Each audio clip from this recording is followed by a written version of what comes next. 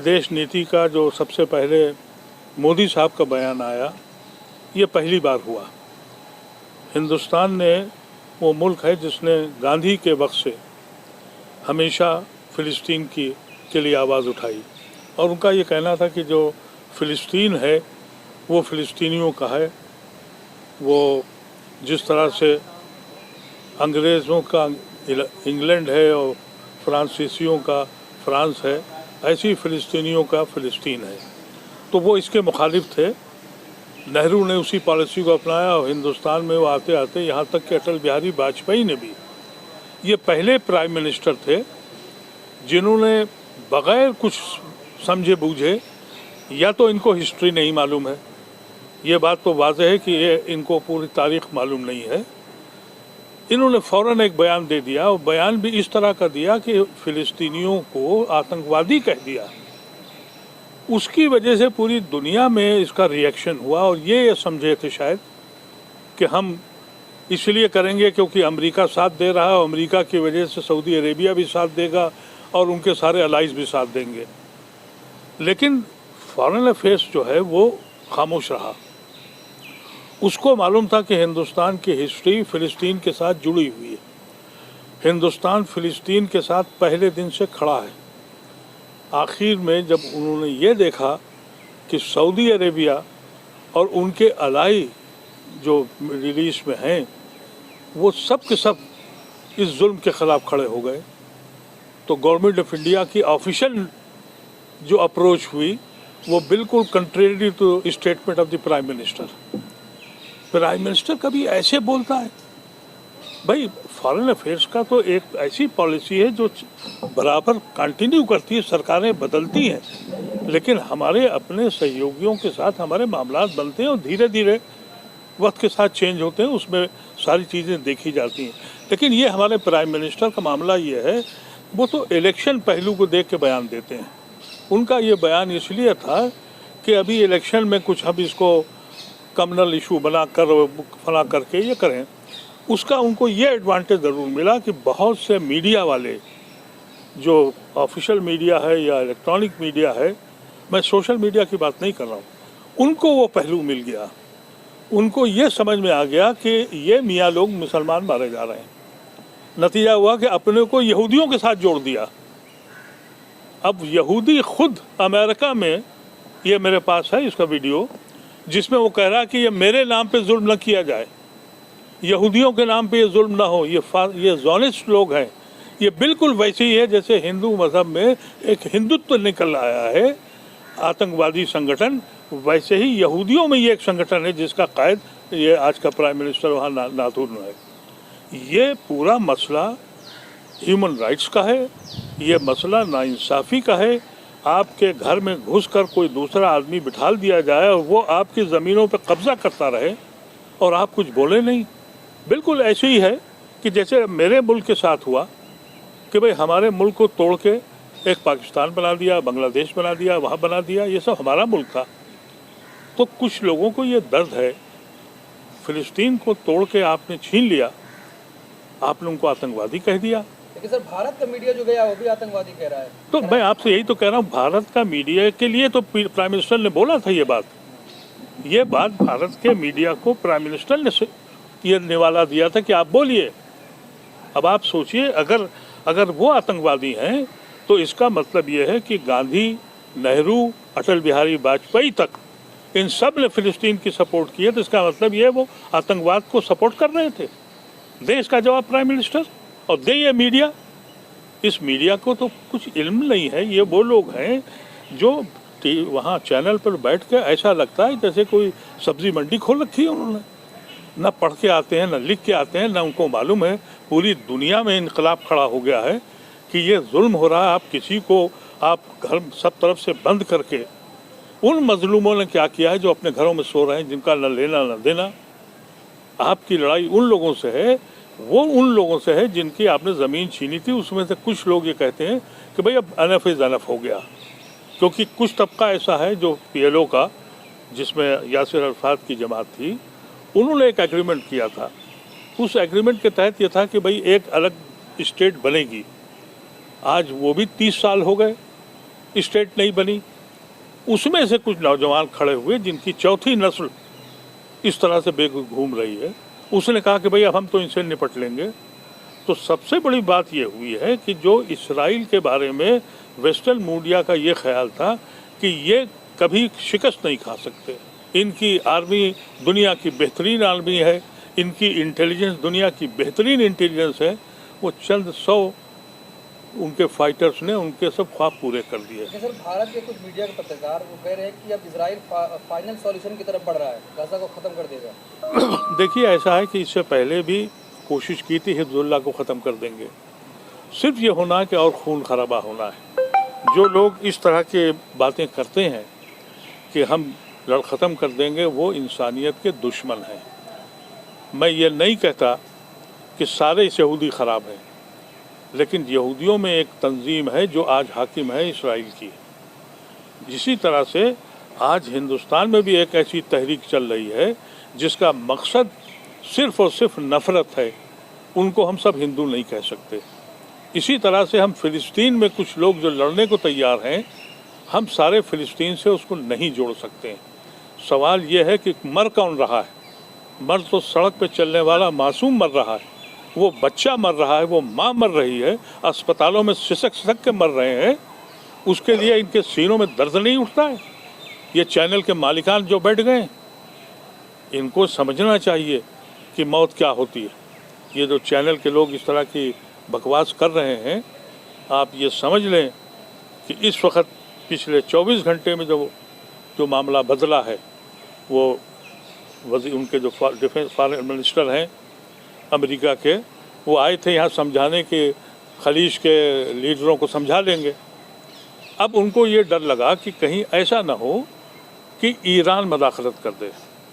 नतीजा ये हुआ कि अमेरिका ने सबसे पहले अपना बेड़ा भेज दिया, इसलिए कि कहीं ईरान ना आ जाए। इसको समझिए, इस बात को। कहते हैं कि हम तो बहुत किसी के मामलात में नहीं हैं, लेकिन उनको ये ख्याल था कि हमको ये सऊदी अरेबिया, यूएई, मिस्र, इजिप्ट और ये सारे मुल्क, कतर, ओमान, ये हमारे सब ग़ुलाम हैं, ये हमारे लिए खड़े हो जाएंगे। ग़ुलाम करे तो क्या करे, क्योंकि उनकी आवाम उनके ख़िलाफ़ है। अगर आज ये लीडर्स जो सो कॉल्ड लीडर्स हैं इस मिडिल ईस्ट के, ये अगर फ़िलिस्तीन के ख़िलाफ़ नहीं खड़े हुए तो इनके तख्ते उलट दिए जाएंगे। इस वजह से इनको अमेरिका से कहना पड़ा कि हम आपके साथ नहीं हैं। इनको डर ये है कि कहीं ईरान के साथ मामला ना हो जाए। अगर ईरान के साथ मामला होता है तो सबसे पहले अमेरिका का बेड़ा सबसे पहले भाग जाएगा। आपको याद है कि हमें सन 72-71 की लड़ाई में हमारे साथ क्या किया था इन्होंने? कह दिया ये 7वां बेड़ा चल रहा है और 8वां बेड़ा पाकिस्तान से कह दिया आ रहा है। और इंदिरा गांधी ऐसी लीडर थी, उसने कहा आ जाए बेड़ा। आखिर में जब उन्होंने देखा कि इंदिरा गांधी तो मान नहीं रही, तो बेड़ा भाग गया और पाकिस्तान टूट गया। ये भाग जाएंगे, ये सिर्फ दिखाने के लिए आए हैं। अभी सर एक सवाल है कि जैसे आप बात कर रहे हैं कि फ़लस्तीन में जो पुनरेजी हो रही है, मासूम बच्चे मारे जा रहे हैं जी, ये तस्वीरें प्रधानमंत्री नरेंद्र मोदी के पास भी आती होगी, वो देखते होंगे, तब ऐसे में वो इजराइल को कैसे इस तरह की बातें बोल सकते, उकसाने वाली बातें कर सकते हैं? प्राइम मिनिस्टर ने तो 2002 में भी सब कुछ देखा था और यही कहा था कि अगर कोई पिल्ला गाड़ी के सामने आ जाए तो तकलीफ होती है। तो प्राइम मिनिस्टर के तो बड़े रिकॉर्ड है ना। प्राइम मिनिस्टर ने तो जुनैद और उनको जब जलाया गया, जब भी वो नहीं बोले, वो बेचारे सिर्फ बोले उस वक्त जब कन्हैया को मारा गया, उसको 1 करोड़ रुपया भी दिया गया, मुलजिम पकड़ भी लिया गया, लेकिन इलेक्शन में बोलने के लिए कन्हैया याद आ गया उन्हें जुनैद ने याद नहीं आया, उन्हें इखलाक याद नहीं आया, उन्हें न जाने कितने लिंच हुए याद नहीं आए। अरब मुल्क पे असर पड़ेगा इनके बयान से? क्या रिश्ते खराब हो जाएंगे अरब मुल्कों से? देखिए हिंदुस्तान को एक एडवांटेज है जिसको मोदी साहब अपना कारनामा बताते हैं। हिंदुस्तान एक दुनिया का बहुत बड़ा मार्केट है और ये मार्केट मनमोहन सिंह की देन है। एज ए फाइनेंस मिनिस्टर उसने रास्ते खोले थे और एज ए प्राइम मिनिस्टर उसने वहाँ से वहाँ ले जाके खड़ा कर दिया था। ये जो पक्की फसल इनके हाथ लग गई तो कहा कि हमने किया है। ये इस वजह से हमारी जो हैसियत है दुनिया में वो बड़ी मार्केट की वजह से है।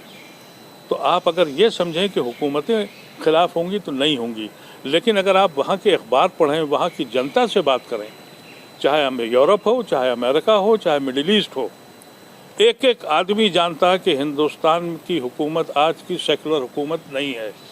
सबको मालूम है कि हिंदुस्तान की हुकूमत डेमोक्रेटिक कंट्री नहीं रहा, ये सबको मालूम है। तो हमारी इज्जत कितनी है बाहर ये हम जानते हैं। ये गांव में बैठा हुआ जो एक भक्त बैठा है उसे नहीं मालूम है, या वो बेरोजगार लड़का जो सड़क पे घूम रहा है और भक्त बना घूम रहा है उसे नहीं मालूम है कि हमारी कितनी बेइज्जती हो चुकी है। हम उस मुल्क में जानते हैं कि जब इंदिरा गांधी मरी उस वक्त मैं मिडिल ईस्ट में था और मैं वहाँ के रूलर से उस दिन मिलने के लिए मेरा अपॉइंटमेंट था, मैं गया और मुझे ये नहीं मालूम था कि इंदिरा जी की डेथ हो चुकी है। मुझे मालूम था कि वो हुआ। वहाँ का बादशाह ने मुझसे कहा कि तुम हिंदुस्तानी हो। मैंने कहा फिर आज मीटिंग में क्यों आए? मैंने कहा आपने टाइम दिया था। उसने कहा आज कोई टाइम नहीं है, मेरी माँ मर गई है। इंदिरा गांधी के लिए ये अल्फाज थे रूलर ऑफ शारजा के कि मेरी माँ मर गई है, मैं काम नहीं करूँगा। उस मुल्क में आज क्या हो रहा है? सर, इस देश में फ़लस्तीन के लिए प्रोटेस्ट होते थे जी, लेकिन अब इजराइल के साथ में समर्थन प्रोटेस्ट हो। जी, मैं अभी वहीं से आ रहा हूँ। मुझे इस कदर अफसोस है कि आज अपने मुल्क में आप हक को हक कहने के लिए कोई आदमी खड़ा तैयार नहीं है। मजलूम के साथ खड़ा होना जुर्म है। इस मुल्क का ये तमाशा हो गया और जिम्मेदार लोगों को वो पकड़ के ले गए। मैं तो एक 10 मिनट लेट हो गया। जब मैं वहाँ पहुँचा तो देखा सब तरफ से बंद है। लोगों ने बताया कि वो सबको लेके चले गए। अरे हम इसलिए आए थे, वहाँ कोई झगड़ा करने नहीं आए थे। जब हमको ये मालूम हुआ कि मजलूमों के लिए बेसरे सामान जो लोग हैं भूखे मर रहे हैं, प्यास से मर रहे हैं, हर तरफ से बम फेंके जा रहे हैं, उनके लिए हम कहने आए थे कि भाई हम आपकी हमदर्दी में आए। उनकी भी इजाज़त नहीं है इस मुल्क में। इस मुल्क को कैसे हम कह दें कि ये गांधी का मुल्क है? यकीनी तौर पे ये गोडसे का मुल्क है, लिखित में हो या न हो।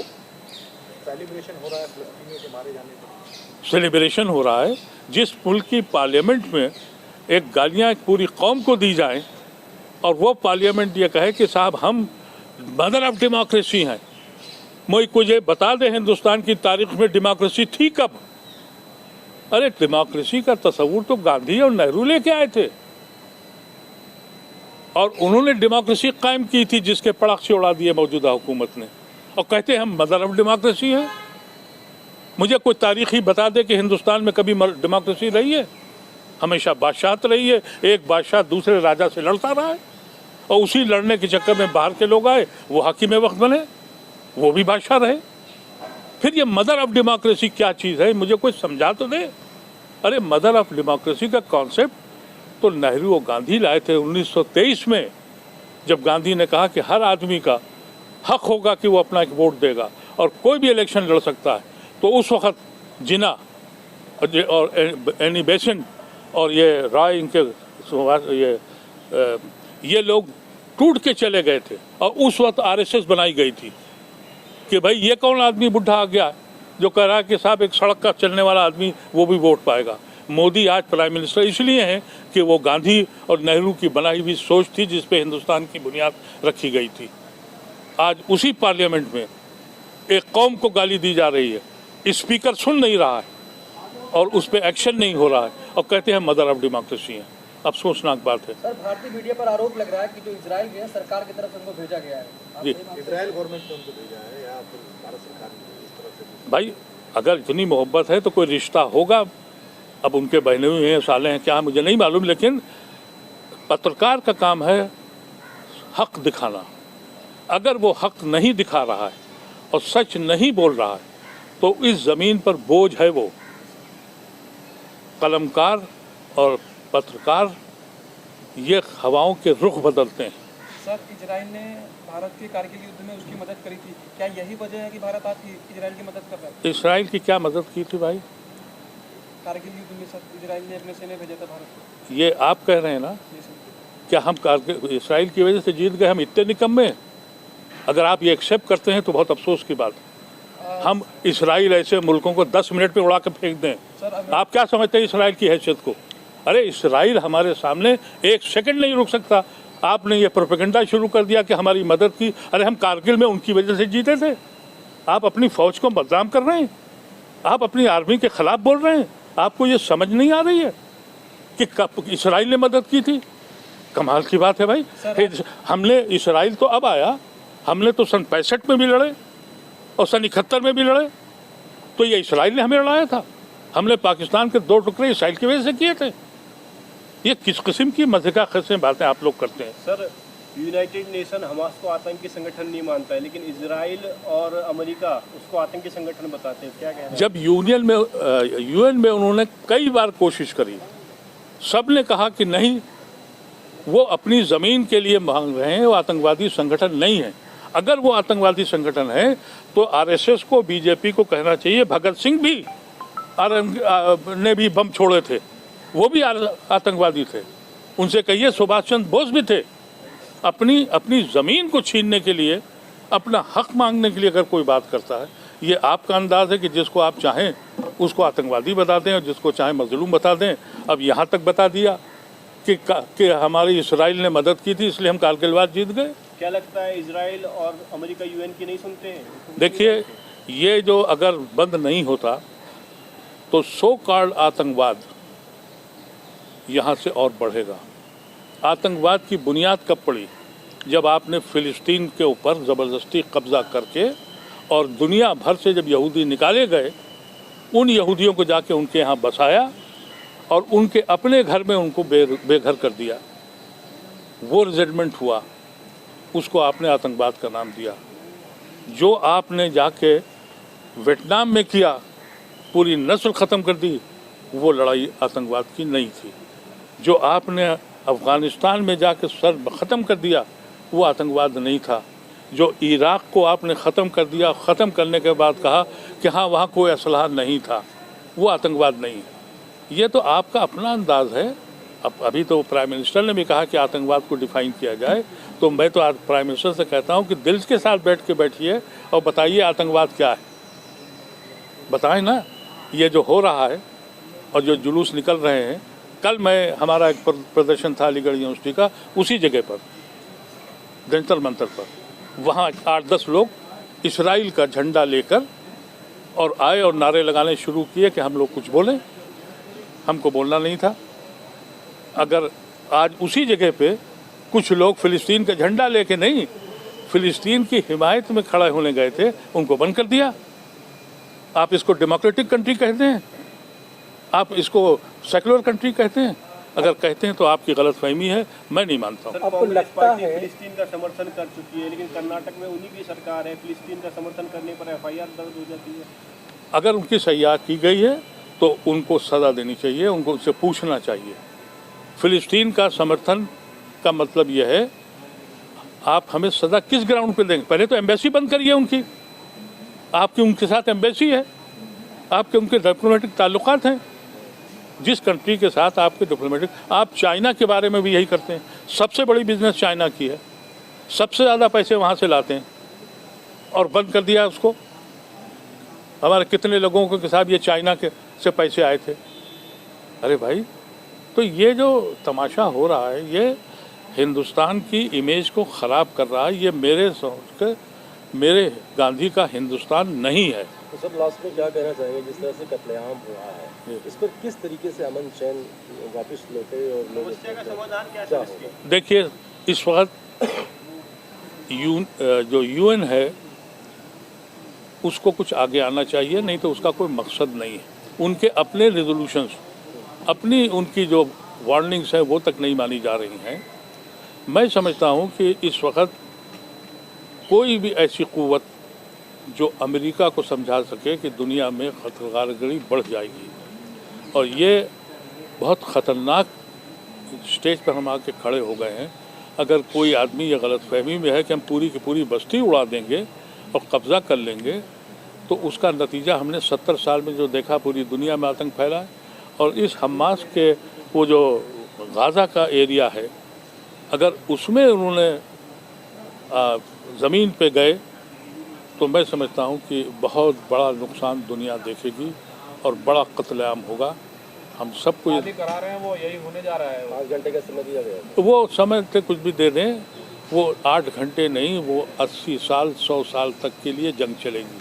आदित्य भाई, एक बड़ा अहम सवाल है जो दलील दी जा रही है कि यहूदी यहीं के थे, वहीं वापसी कर रहे हैं, वो उन्हीं की जगह है, पहले इन्हें हटा दिया था और दलील दी जाती है जैसे राम मंदिर और तमाम चीज़ें कब्जा ली गई थी यहाँ के बारे में जी दलील है, इस तरह की दलीलें दी जा रही थी। देखिए, ऐसा है कि यहाँ की बात आप छोड़ दें, इसलिए कि अगर आप पूरा स्टडी करेंगे तो गुलवारकर ने भी और वीर सावरकर ने भी यहूदियों के इस स्टैंड को हमेशा सराहा, वर्ल्ड वार से पहले भी और आखिर तक वही उनका कॉन्सेप्ट है।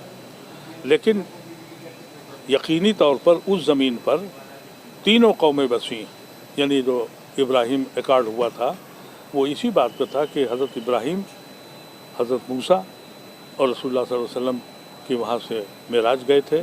तो तीनों मज़हबों के लिए वो बहुत अहम ज़मीन है।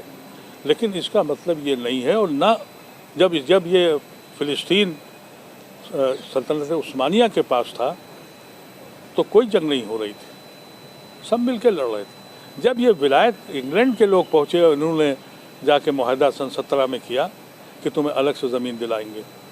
अब आप मुझे कोई ये बता दे कि अगर कोई शख्स आके ये कह दे कि जो हमारा कश्मीर है ये हम पाकिस्तान को दिला देंगे तो हम एक्सेप्ट कर लेंगे, हम मान लेंगे? तो हम नहीं मानेंगे ना। तो वो कैसे मान लेंगे कि उनकी ज़मीन के अंदर एक और ज़मीन आप दे दें? तो ये प्रोपेगेंडे हैं। लेकिन आरएसएस की जो सोच है वही ज़ोनिस्ट की सोच है और वही हिंदुत्व की सोच है। जी, यहूदियों का कोई हक नहीं है। यहूदियों का हक क्यों नहीं है? हक जब एक चीज़ तय हो गई सन 47 में, ज़बरदस्ती निकाल कर ज़बरदस्ती पूरी दुनिया के वहाँ बसाए गए, उस वक्त ये हुआ कि 2 स्टेट बनेंगी।